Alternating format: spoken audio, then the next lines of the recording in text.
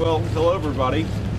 It's great to be back in Damascus. I visited during the campaign trail, and the governor was kind enough to show me around, not just last time, but this time as well.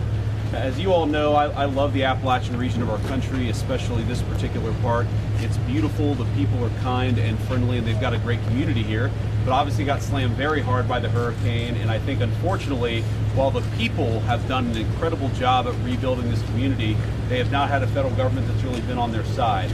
I've heard so many stories just in the last hour that I've been on the ground of federal agencies that have not developed and deployed the resources necessary, of federal bureaucrats that have been a barrier as opposed to a facilitator of some of the federal resources. And I think the country has decided collectively that we want to help the regions of our country that were devastated by this flood. So why are the bureaucrats not doing the American people's will and frankly holding up some of the aid here? I want to hear from the governor here in a second, but let me just say one last thing. I've been the Vice President of the United States for all of 7 days. This is, I think, my 7th day on the job, and this is an incredible place to have my first official trip.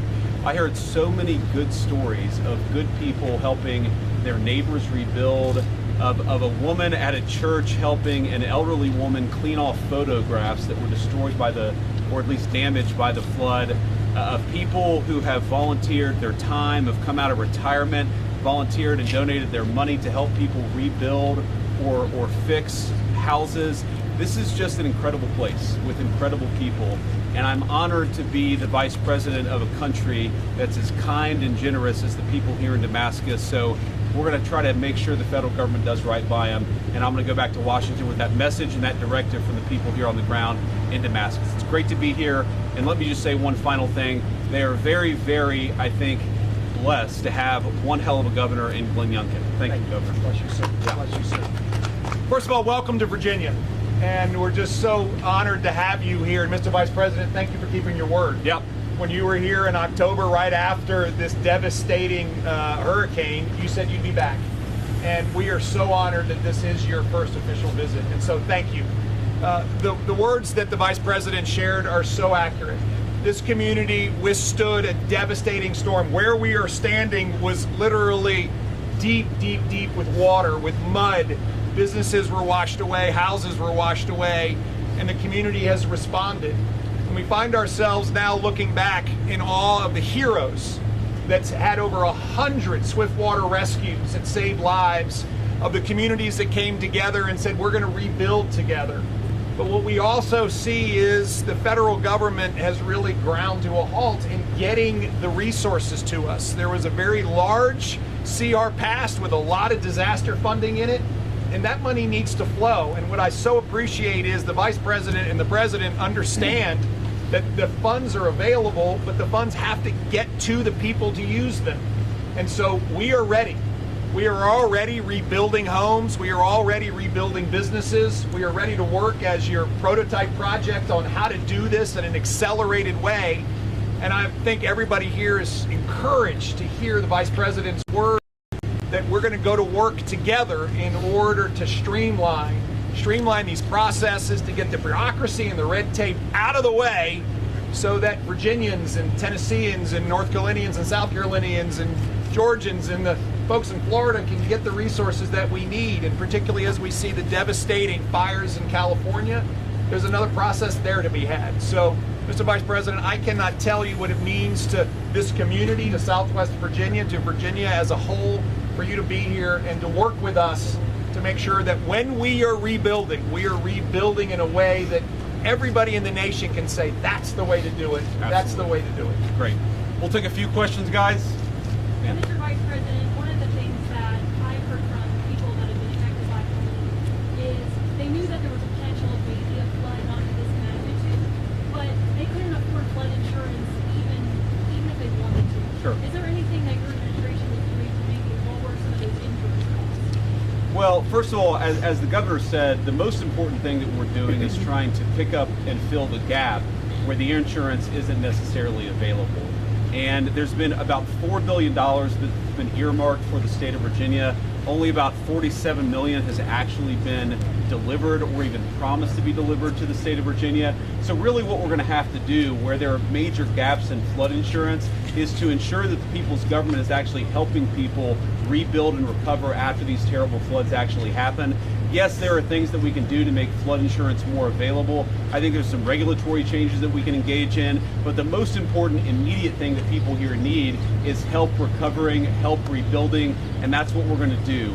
The basic thrust of Donald Trump's administration, whether it's defense policy to helping people in Damascus, is we're putting people over bureaucrats. The bureaucracy has for too long stood in the way of the people's business. That's going to stop, and we're going to fight to make sure it stops every single day. Do you have a timeline of when we might be able to see some of that federal response, Governor, even some of the state response? There's a hole around the corner that's been split in half. Yeah. This gentleman said that his mother, I don't know if you guys have seen the pictures, he said his mother has had insurance, had flood insurance, but the problem was she couldn't get any federal insurance, and he said that she's getting run through all this rigmarole, and he's just looking for an answer. What could you possibly provide for him? Look, as soon as possible, right? We need to get back to Washington. We need to figure out what the holdup is and actually power through that holdup for people. Every single day after today is too long. We recognize these things don't always happen as quickly as they can, but the big difference now compared to a week ago is that people actually have an administration that's going to help them power through that bureaucracy. We're going to fight for them every single day. We're going to try to get that money as soon as physically possible because that's what's necessary to help people rebuild. And I can tell you that we heard from business leaders today that even in the last week, they've seen more movement than they had seen before. And so this is the opportunity for us to, yes, cut through red tape, cut through bureaucracy. At the state level, I have a $127 million budget amendment in to supplement what has already been at least appropriated by the federal government. Now it needs to come out.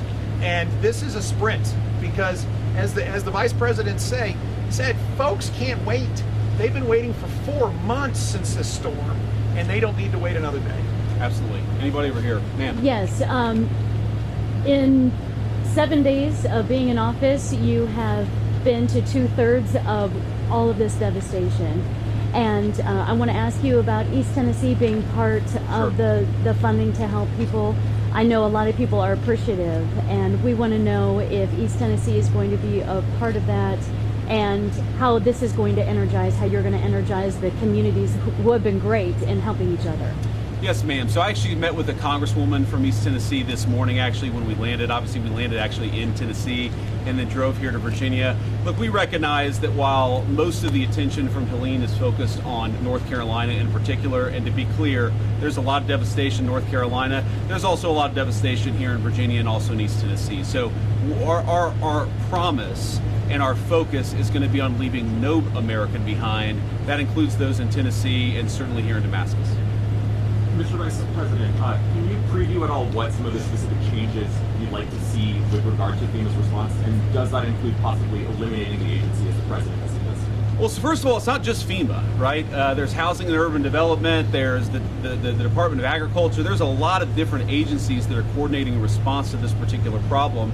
And a couple of things that particularly seem to matter the most to the people of Damascus is, one, this incredible bike trail and hiking trail that runs along these mountains is a major source of economic opportunity and economic development, right? People come in, they stay in Airbnbs, they stay in bed and breakfast, they go to the coffee shops, they go to the restaurants. But unfortunately, the part of that trail that is managed and monitored by the federal government has been way too slow to actually start that rebuilding process. That's something that we want to focus on immediately. I think a second big issue is, and the governor knows these numbers better than I do, but I believe the maximum you can get from FEMA for home rebuilding is about $42,000, right?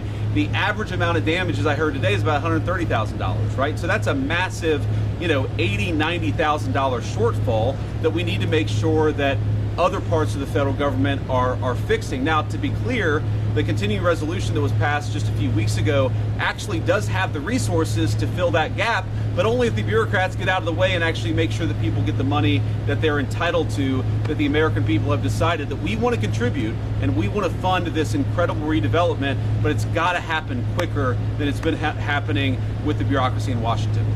Time for one more question, guys. One more. I have a question about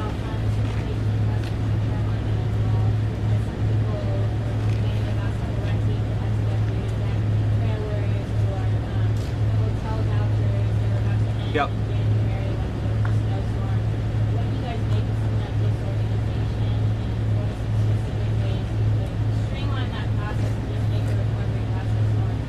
Well, unfortunately, it's just a perfect example of the bureaucratic inadequacy of the last administration and why we need to do better in this country. You know, the thing that I heard most when I was in Western North Carolina before the inauguration, but it was after the election, is that there are people who wanted to put trailers or other temporary housing in particular areas of Western North Carolina, but they couldn't because FEMA had designated these particular areas to be ineligible for the type of assistance that would allow people to put that temporary housing in the first place. That's another example of the sort of thing that's broken about the federal response.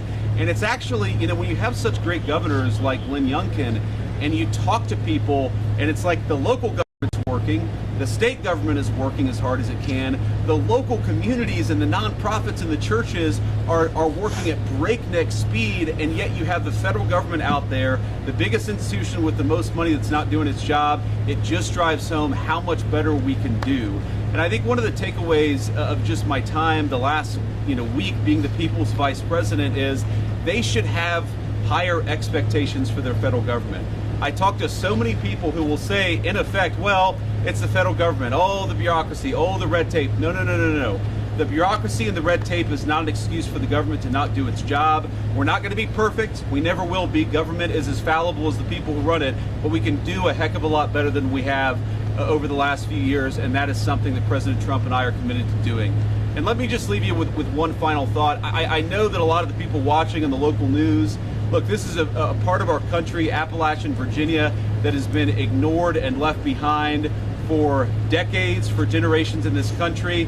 Again, we're never going to be perfect, but I promise you that this administration will not forget you.